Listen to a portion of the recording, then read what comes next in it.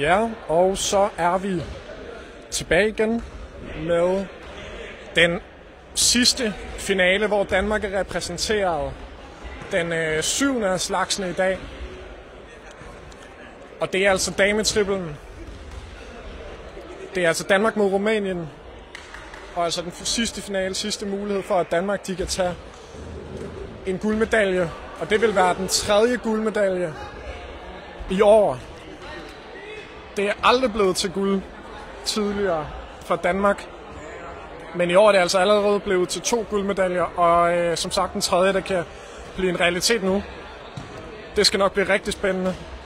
De har altså lige de danske damer spillet en double mod Rumænien, som de altså spiller lige op imod en vanvittigt tæt og spændende kamp, som altså kommer helt ud i den dybe overtid i andet sæt. Men uheldigvis ender det altså med en rumænsk sejr, og Danmark får sølv i den kamp. Nu har de så muligheden for at tage revanche. Og det synes jeg da bare, de skal gøre.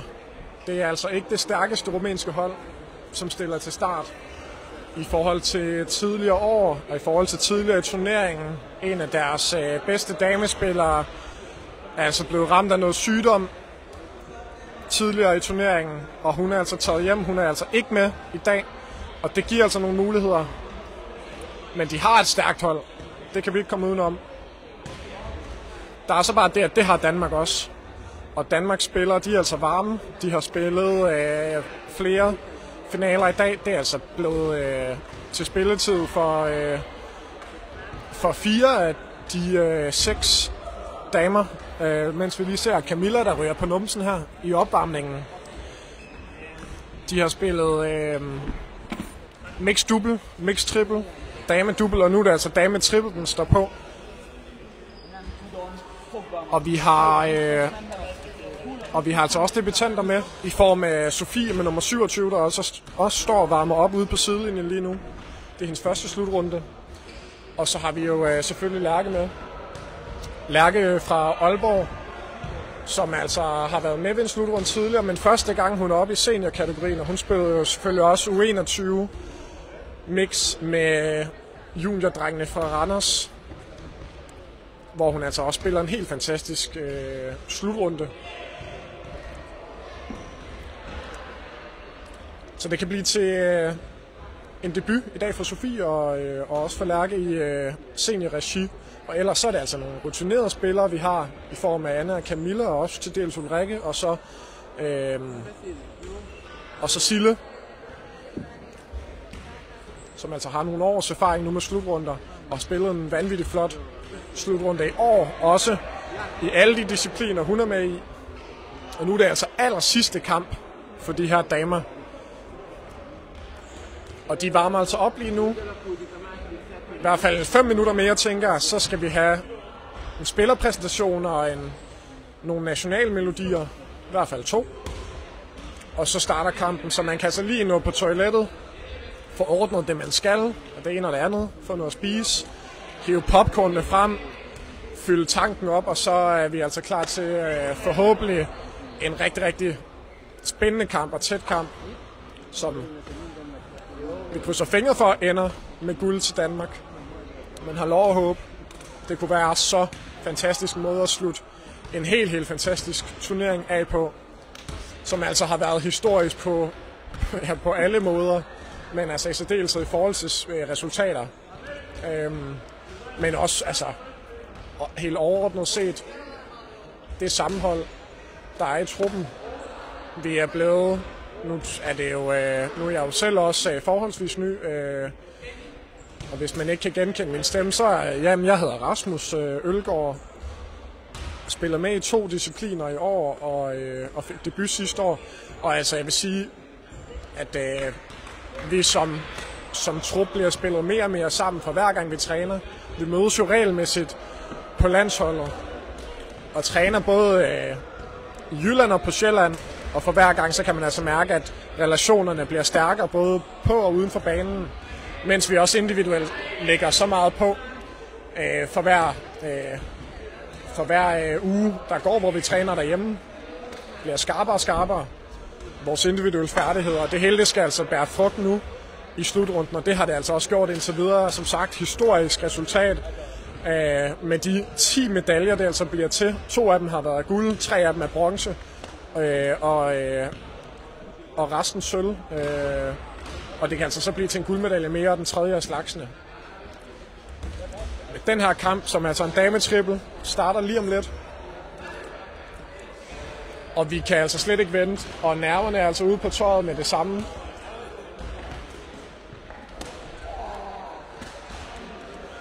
Nerverne har været ude på tøjet hele dagen, med den ene vanvittige kamp efter den anden. Og det startede jo helt fantastisk med de 2 juniorkampe, junior double og junior triple, hvor vores drenge fra Randers, nærmere betegnet Assentoft lidt uden for Randers, den også kendt som den rige del af Randers, de altså vandt 2 kampe i streg, og dermed 2 guldmedaljer til Danmark af de 2 første slagsne i historien.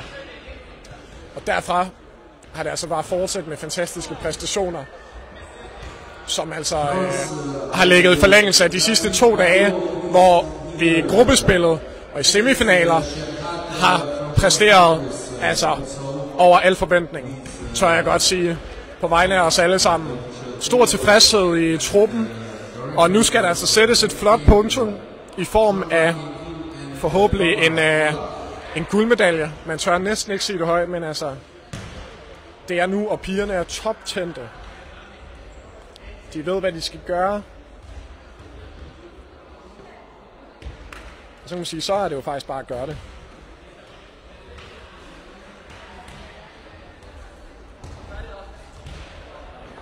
Gik det godt? Fedt.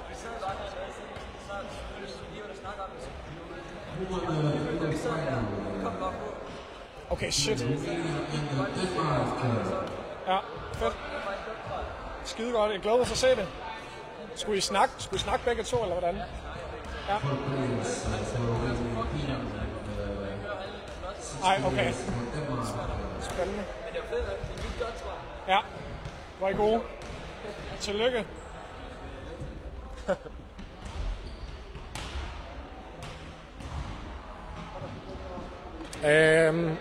Yes.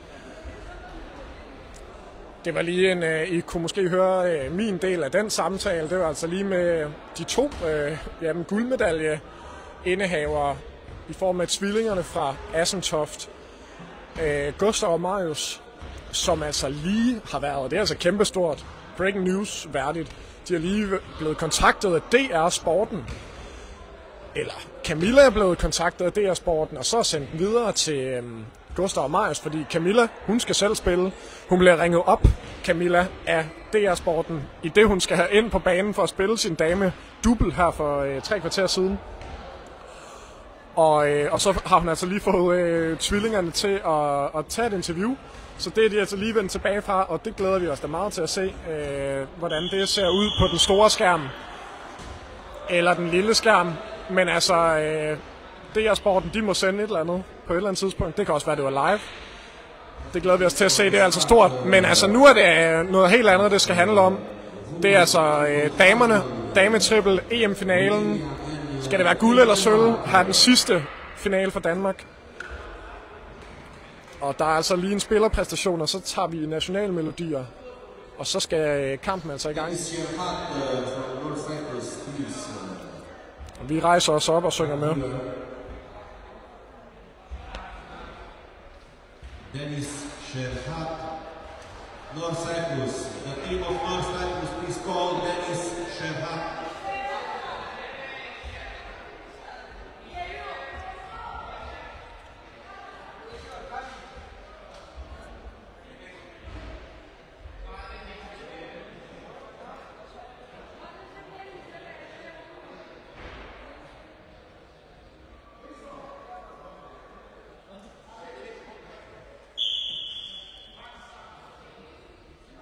Change the second additional referee.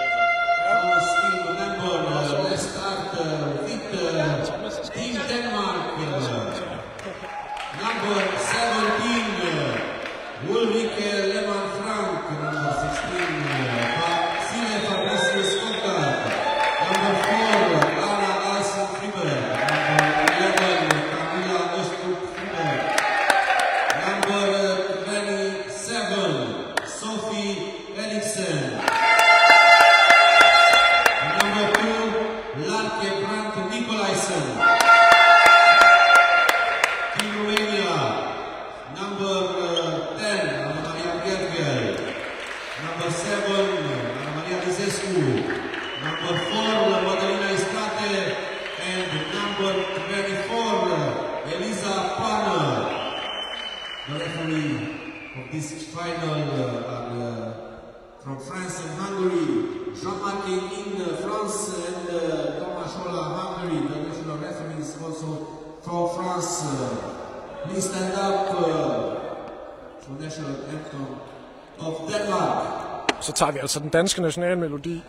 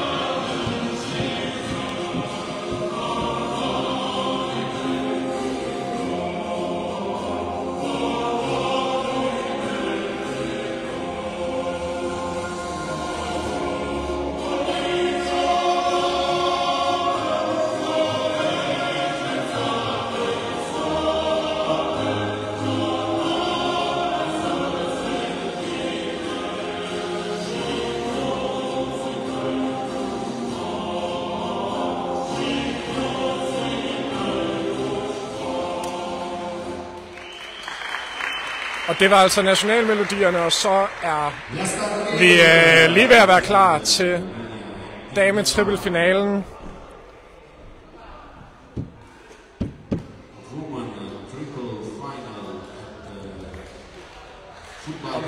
Man kan nok godt fornemme, hvor spændte og hvor tændte de er. De er topklar, de glæder sig til den her kamp, damerne. Og de skal ind og levere det sidste kamp, de skal spille med den her slutrunde. Og så går der altså et helt år før der er slutrunde igen, så det er altså nu, man virkelig skal have fået skudt al den energi ud via bolden, som man kan. Sidste chance for at få en guldmedalje i år, og det vil være den tredje slagsne.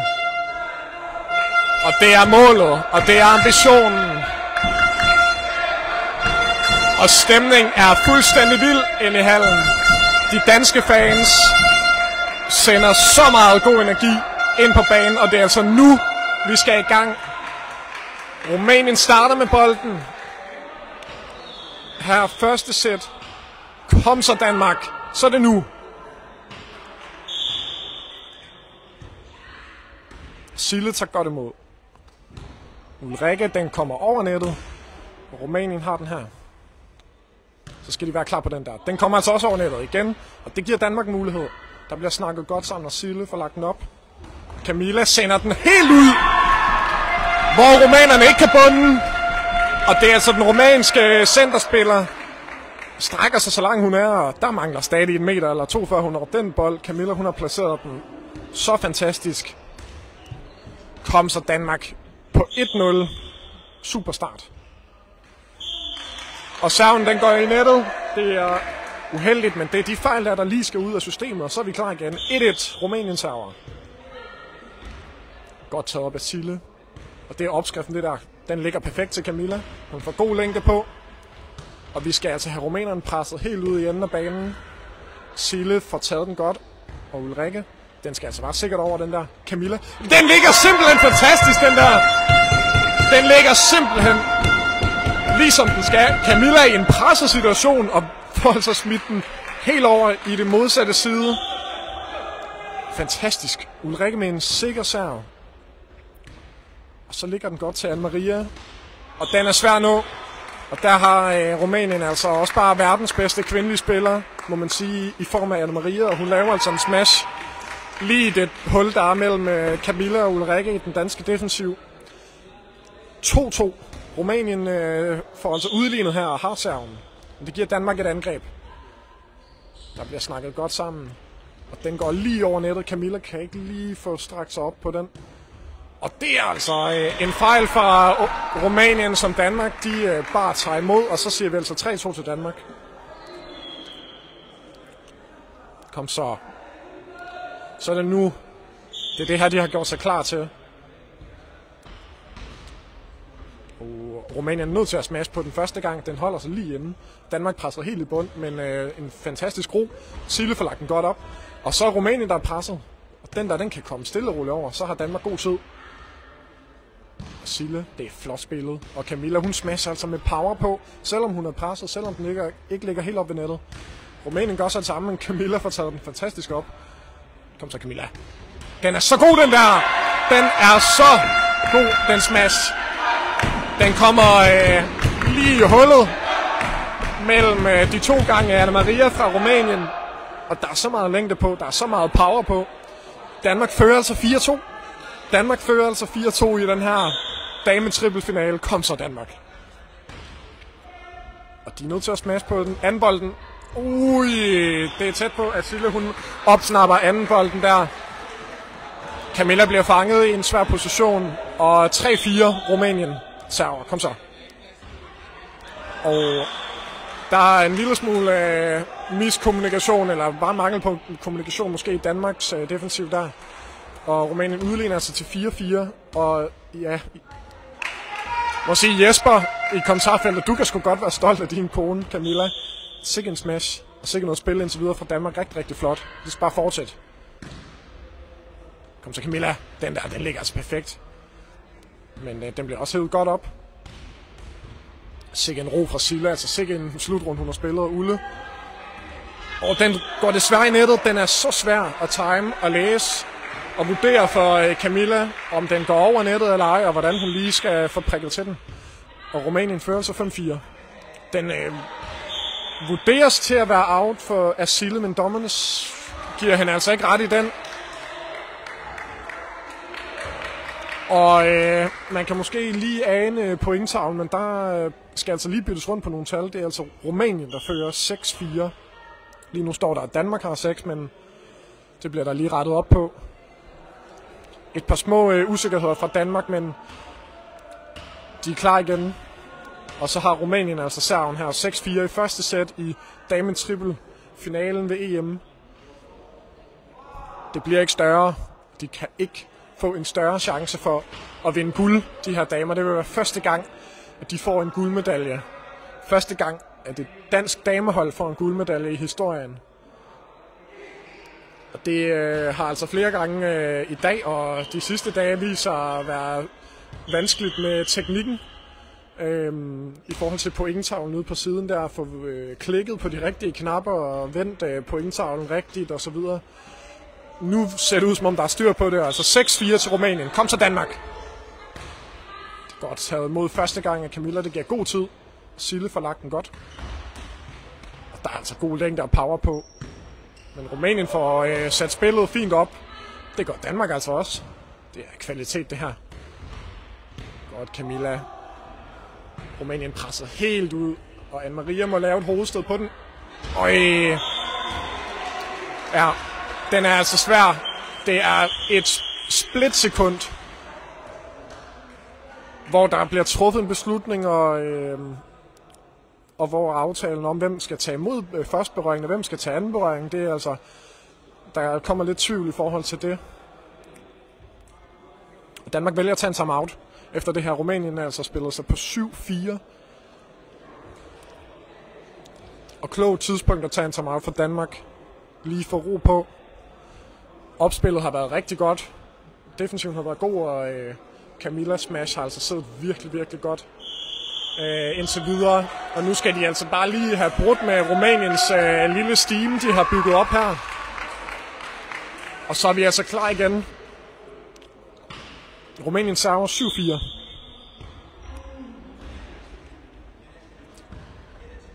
Camilla må smash med venstre, men det kan hun jo også bare gøre uden problemer.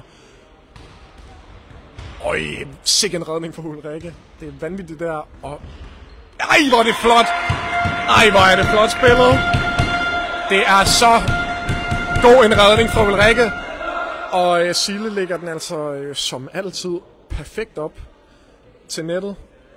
Og Camilla, hun skal altså ikke bruge større mængder af plads i Rumæniens defensiv. Der finder hun altså hullet og smasher igennem, og så står det altså 5-7 Danmarks server. Kom så. Ui, og den er altså presset for Rumænien, der håndterer sådan en serv. Det er vanvittigt reddet af Sille, det der. Camilla er i ubalance. Den er svær at håndtere. Det er lige ved det lykkes, men Rumænien spiller altså på 8-5. Kom så. Godt taget mod. Godt lagt op, og så skal vi have en smash. Det er uheldigt, Camilla. Den kunne lige så godt være gået på Rumæniens side af nettet, den der, men den holder sig altså på vores side, og et point mere 9-5 Rumænien. Det er godt, Camilla får lige prikket den over. Rumænien får har spillet den fint over. Sille redder den flot ud siden. Rumænien igen med en stor chance her, som Ulrike redder. Det er altså virkelig flot defensivt arbejde fra Danmark nu.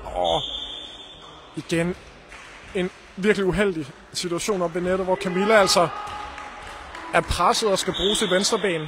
Rumænien med en sætbold 10-5.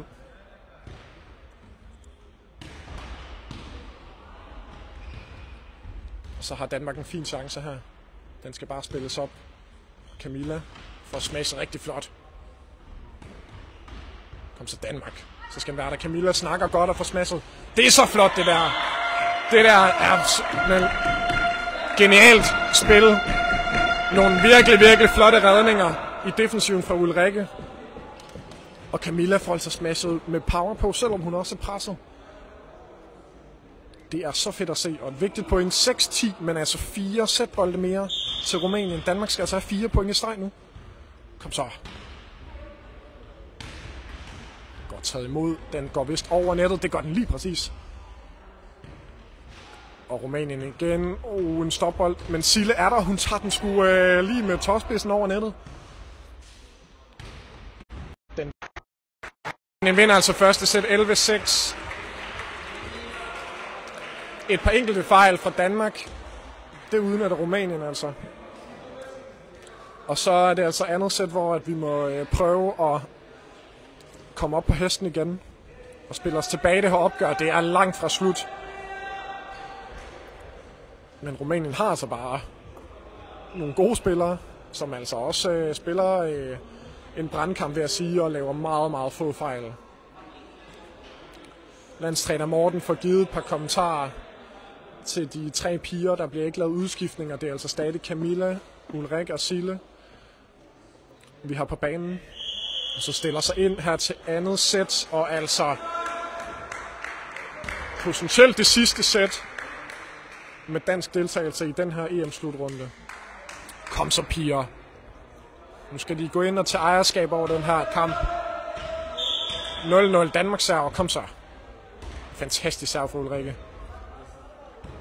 Og så er der ro på. Fint opspil, og Camilla med smash. Og den er svær time. Hun kommer lidt ud og løb. Men de fortsætter. 1-0 Rumænien. Sådan, Danmark kommer tættere på nettet her. Hævnen kommer over nettet, og Rumænien har chancen. Det er godt taget af Ulrike. Og Sille med en smash.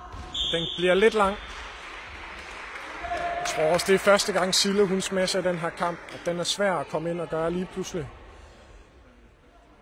Rumænien er så på 2-0. I andet sæt her. Kom så. Flot opspil. Camilla kan hun lige få foden på. Det er tæt på. Hun rører ikke nettet. Det er godt reddet, Ulrike. Spiller den sikkert over. Camilla, det er flot. Så kommer det altså med det samme her. Den ryger nettet. Det er et point til Danmark. Vigtigt point til Danmark. Lige at få brudt stimen, som Rumænien altså er bygget op før første sæt og videre i andet. Og 1-2 Danmark server. Kom så.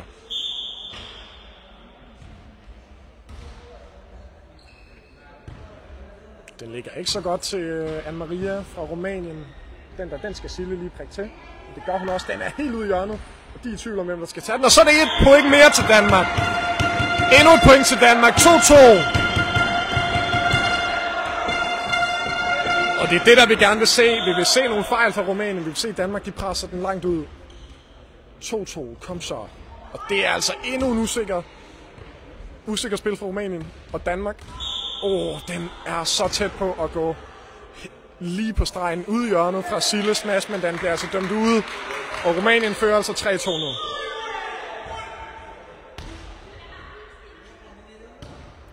Camilla. Ja, hvor er det godt det der. Hvor er det godt. Der er power på smashen, og den ligger altså på modstanderens venstre ben. Den kan hun ikke få op. Og altså en udligning 3-3, og prøv lige, jeg tror man kan fornemme det forhåbentlig gennem mikrofonen, at de danske spillere, som ikke er med, de altså hæpper på livet løs.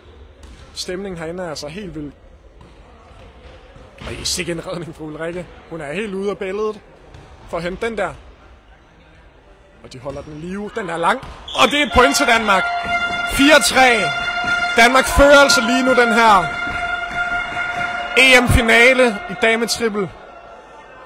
Og de skal have det her sæt for at tvinge Rumænien ud i et tredje sæt. Kom så.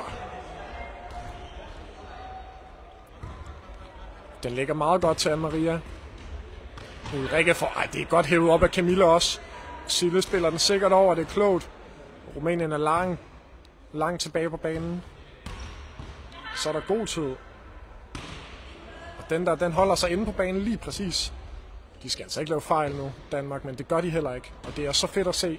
Sille lægger den op, og Camilla første gang. Det er så flot fodsendingsspil, det her. Og den går lige over nettet. Den er svær. Sille kommer over på højre benet. Det havde hun ikke regnet med. Rumænien udligner til 4-4. Kom så, Danmark. Så Camilla. Ej, hvor er det flot, det der. Og den bliver altså reddet. Det er... der bliver dømt double touch. Dommerne vurderer, jeg tror også, det er rigtigt nok, at Ulrike, hun rører den 2 gange, i det hun redder den bold der.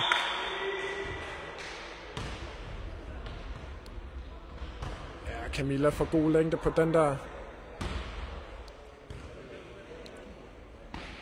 Og den ligger altså også langt ud. Den er meget svær, for ikke at sige umulig at tage for Camilla. Og så laver Danmark altså en udskiftning. Camilla bliver skiftet ud. Og ind kommer hendes søster, Anna, som altså tager centerpositionen, og så rykker Ulrike altså over i venstresiden. Det vil sige, Ulrike formodentlig kommer til at være den primære smasher. Rumænien på 6-4. Kom så, Ulrike. Det er en god smash, men hun rører altså nettet desværre. Rumænien får altså et point mere, 7-4. Nu skal Danmark altså holde ved, hvis de vil med i kampen om den her guldmedalje. Kom så. Ej, det er godt lavet, Ulrike. Og der bliver de i tvivl. Rumænien bliver i tvivl om, hvem der skal gøre hvad der. Og Danmark får altså reduceret til 5-7. Og de er bestemt med i kampen. Og nu skal vi altså have en af de her klassiske skrue-serve fra Anna. Den ligger altså så langt ude i hjørnet, som den kan. Og der bliver snakket godt sammen. Og den er svær at redde. Sille strækker sig så langt hun er. Og Rumænien får altså desværre point mere der, så er det 8-5. Kom så Danmark. Nu skal vi have den her. Ulrike, den skal bare sikkert over. Det er fantastisk spillet, det der, Ulrike. Utrolig svært smash at lave, fordi hun skal bakke, og så får hun alligevel sparket den hårdt ned i hjørnet. Og Danmark får altså lige reduceret til 6-8. Og i sikke en redning fra Sille, og Ulrike vælger at smash på den første gang. Og der er de presset igen, Rumænien, og endnu et point til Danmark. Endnu et point, 7-8. Danmark er kommet tilbage, og de holder altså ved nu. De vil ud i et tredje sæt, og de vil have den guldmedalje. Den sidste chance for endnu en guldmedalje ved den her slutrunde. En fantastisk serv. Det er så godt reddet, Ulrike, og Sille ligger den perfekt op. Og vi har nettet på vores side. Men bolden lever. Der skal løbes hurtigt for Sille der. Den er svær. Den er svær at tage. Og det bliver altså til 9-7 til Rumænien nu. De har ikke plads til mange fejl for Danmark. Kom så, Ulrike. Det er lige ved, hun strækker sig over den der. Hun går op i en blok. Ej, hvor er det fantastisk det der, Ulrike! Hun går op i en blok for første gang i kampen, og får så lige prikket til Marias spark. Og 8-9. Danmark server. Og den kan de ikke håndtere særlig godt, Rumænien. Danmark får altså også en mulighed til Rumænien igen her. Ulrike går op i blokken. Og den er svær. Rumænien får altså hævet point frem her. Den kunne gå begge veje, men 10-8. Rumænien har altså 2 matchbolde. Og Danmark skal altså have 2 point nu, ellers så er det kun sølvmedaljer, det kan blive til. Rumænien spiller den op her. Den er læst. Den bliver sparket. Jeg tror desværre, den er lang. Den er desværre lang. Og det slutter altså her 11-8 til Rumænien. Og det bliver altså i gåseøjne kun til sølv. Men endnu en sølvmedalje og endnu en medalje for Danmark. Og de danske damer her, de kan altså være absolut tilfredse og stolte af deres præstation ved den her slutrunde overordnet set. I den her finale, der møder de altså bare et vanvittigt flot spillende rumænsk hold, som de presser ud i 2 tætte sæt. Og så slutter det altså der. Jeg synes, de fortjener en applaus, og jeg synes også lige, I skal have det med. Lige nu der sidder de så lige ude på bænken og snakker nok lige kampen igennem. Jeg kan godt forstå, hvis de er skuffet, mens der bliver gjort klar til den aller sidste kamp i slutrunden, som er altså herretriplen. Det er Rumænien, der skal spille mod Moldova. Det skal nok også blive en rigtig underholdende kamp, men det synes jeg altså også, det var. Hvis vi lige skal runde af med damerne der. Det er virkelig flot spillet, som der også bliver skrevet i kommentarfeltet. En fed kamp at se inde i hallen, hvor stemningen altså også var helt magisk og helt tændt. Og resten af den danske trup, de gjorde deres for at hæppe og støtte holdet. Men det blev desværre til et nederlag. Men altså en sølvmedalje, og dermed også den 10. medalje til Danmark ved den her slutrunde, hvilket er en rekord.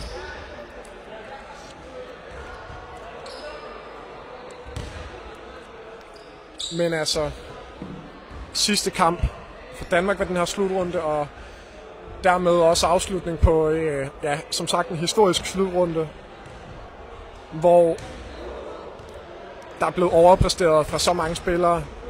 Der er bygget så meget på i forhold til de tidligere år. Den er slukket.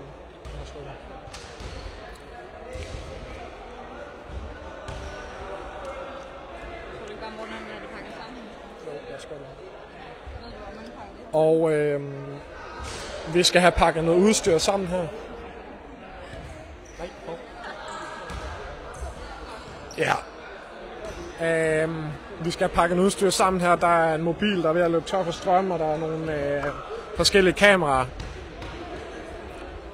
Men det var altså afslutningen, og der kommer nye seere ind, men altså, de er gået glip af det hele. De må spole tilbage. Videoen ligger heldigvis, alle vores livestreams ligger inde på Facebook her. Det har været helt vildt fedt at følge med i alle de her kampe. Både som tilskuer og også selv som spiller inde på banen. En virkelig flot slutrunde. Og tusind tak for al støtten i kommentarerne, både her på Facebook og også på YouTube, hvor vi altså også har livestreamet mange af kampene. Og jeg er sikker på, at spillerne de er virkelig taknemmelige for alle de søde kommentarer og alle dem, der har fulgt med. Men det er altså her, det slutter. Og så må vi vente et helt år på at kunne tage revanche mod Rumænien. Men Danmark kan altså være så tilfredse med de 2 guldmedaljer, det blev til. de 3 bronzemedaljer, det blev til, og så altså de 5 sølvmedaljer, der også blev hævet hjem her i løbet af eftermiddagen. Og det har været en lang dag, og vi er trætte. Det har været 3 lange dage med spil inde i en hal.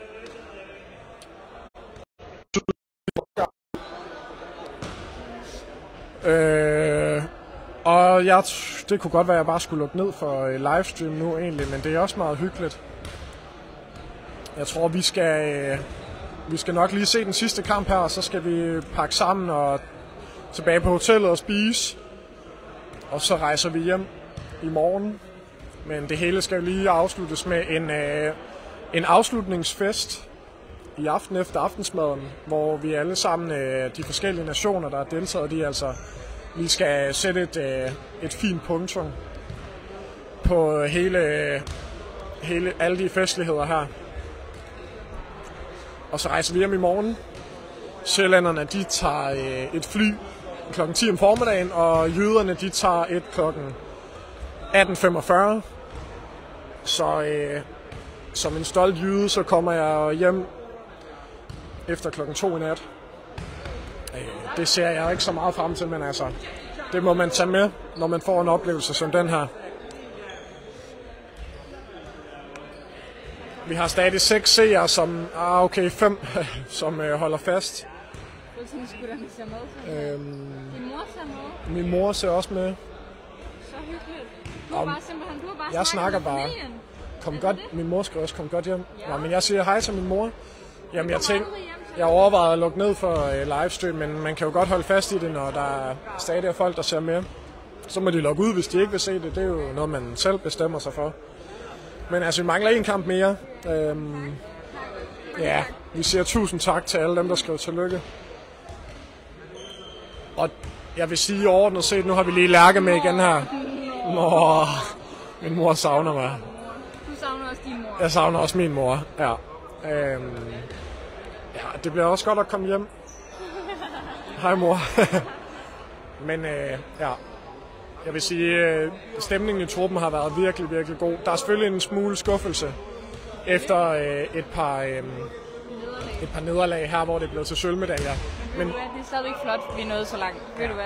Og hvis man ser overordnet set på turneringen, at vi er kommet i så mange finaler, som vi er, det er jo ikke noget, der sker af sig selv. Altså jeg ved, at kvinderne er måske lidt nede lige nu, men det skal nok komme op. Det hænger jo også sammen med, at forventningerne var rigtig høje. Altså, at de ser en reel mulighed for at vinde den her kamp. Og at de også har chancerne og spiller sig frem til muligheden. Og min mor skriver, at min kæreste Laura savner mig. Det er helt flokken. Det gør de. Det er dejligt. Jeg savner også hende. Og så skriver Fodboldskolen, de skriver stort tillykke til hele truppen. I har leveret super flotte resultater alle sammen. Jeg ved ikke, altså, hvem det er af fodtennisgutterne. Det er altså vores juniordrenge fra Randers, der er inde at skrive. Jeg kan se, Gustav han sidder, og Marius også, om det er dem, der skriver. Det kunne også være, at det var nogle af deres forældre, der også havde administrator. Men hørte du, Rasmus, kunne du egentlig mærke til, at mit navn næsten blev sagt rigtigt? Nej, det tænkte jeg slet ikke over. Altså, der er jo sådan... Vi havde nemlig snakket om det, mig og damerne. Ja. Der er jo sådan en spillerpræsentation inden kampen, hvor en romansk mand, han skal prøve at udtale de forskellige navne på spillerne. Det går galt ved Simon i hvert fald. Ja, Simon var svært. Navn var sådan okay, faktisk. Ja, han fik udtalt Ølgaard meget fint, men ja, der var også nogle af de her danske navne, der var lidt svære at udtale. Men altså, Lærkes navn blev også sagt rigtig fint. Ikke korrekt, men det er fint. Ja, det var acceptabelt. Skal vi ikke tage den med? Jo, jeg tror, vi behøver måske ikke lukke ned. Vi kunne også bare egentlig trække livestream over til resten af truppen. Og så kan vi jo lige få et par spillerkommentarer. Ja, den er zoomet lidt ind, ja. Vi kan lige få et par spillerkommentarer, måske fra nogle af drengene. Jeg ved for eksempel, at AP, vores allesammens hype man, han kunne måske være god for en kommentar. Nikolaj kunne måske også, ja. Her til allersidst, så vil vi bare lige have et par kommentarer. Ja. Det behøver slet ikke være så højtideligt. Men bare lige sådan nogle afsluttende bemærkninger omkring slutrunden her. Hvad kan man sige om den her slutrunde, synes du? Man kan sige mange ting. Det er altid specielt at komme herned og spille. Man kender ikke hallen, man kender ikke modstanderne. Man ved ikke, hvad der kommer til at ske. Så det handler bare om at fokusere på sit eget spil, og så prøve at nyde det. Helt sikkert. Og hvordan er sådan fornemmelsen efter de her 7 finaler, vi har været med i dag? Er vi tilfredse med præstationen, eller hvordan vurderer du det? Jeg synes, det er en blandet fornøjelse. Juniordrengene har været rigtig, rigtig gode. Går ind og vinder. Sindssygt flot. Så har vi på seniorsiden, hvor vi taber vores finaler, men laver rigtig, rigtig mange gode ting, spiller rigtig godt, og der er meget, vi kan tage med videre. Men det er selvfølgelig ærgerligt at tabe. Så det er sådan lidt blandet følelse, men der er mange gode ting, vi kan tage med hjem i hvert fald. Ja, så vi ser frem til næste år. Ja, det gør vi i hvert fald. Skide godt. Tak for det. Vi kunne lige snakke med nogle af, nu nævnte vi også lige juniordrengene her, som altså tager de første guldmedaljer i historien til Danmark. Nu har vi ikke bedt om, eller sådan spurgt om samtykke i forhold til lige at interviewe jer, men altså... Okay. Emil han vil gerne have en advokat, for han bliver interviewet her. Nå, men altså, tillykke med de 2 første guldmedaljer til Danmark i historien. Hvordan føltes det at vinde dem? Skide fedt. Det var bedre fedt. For at sige det lige ud da. Ej, det var en virkelig fed følelse at være inde på banen. Altså, det er noget helt andet, når man står der, så har man spillet gruppekampe og sådan. Og man spiller, og altså, man vender sig til det, og så kommer man ind på banen i finalen. Det er lidt noget andet. Lidt en anden følelse, man står med at vinde en guldmedalje, i stedet for at tabe en sølvmedalje. Helt sikkert.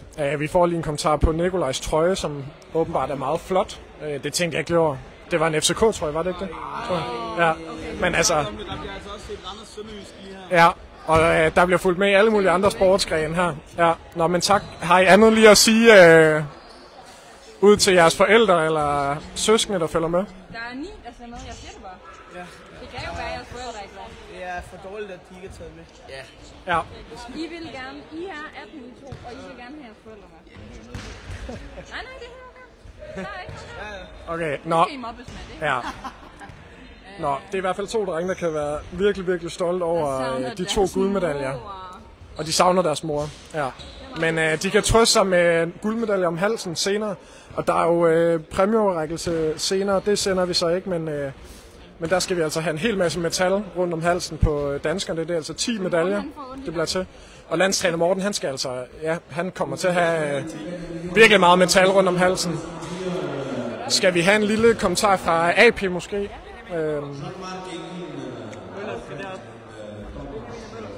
AP, må vi få en kommentar fra dig?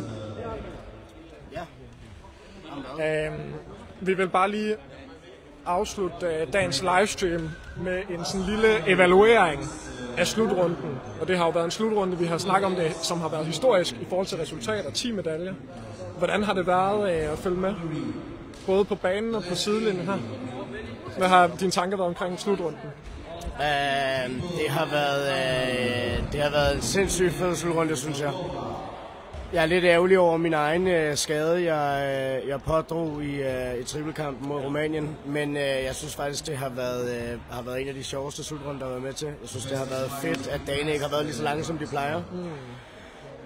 Og så har vi bare spillet god fodtennis, stort set hele vejen rundt. Det må man sige. Så det har været virkelig fedt at se på. Ja. Det har været virkelig hyggeligt dernede. Jeg har haft nogle gode værelseskammerater, og vi har hygget rigtig meget. Vi har set lidt af hvert. Det har virkelig været det hele har været sindssygt godt. Det må man sige, ja. Så... Det har været helt fantastisk. Ja. Og vi glæder os bare til næste år, så er det VM. Og så skal vi bare have endnu flere oplevelser og fedt spil. Yeah. Og nu gør de altså klar til at spille den sidste kamp. Det er altså herre-trippel finale mellem Rumænien og Moldova. Så der kommer nogle nationalmelodier, så man kan nok ikke lige høre os. Men det er måske også et fint tidspunkt at slutte af på, så er det ikke det. Og så siger vi bare tak for nu, og tak fordi I har fulgt med.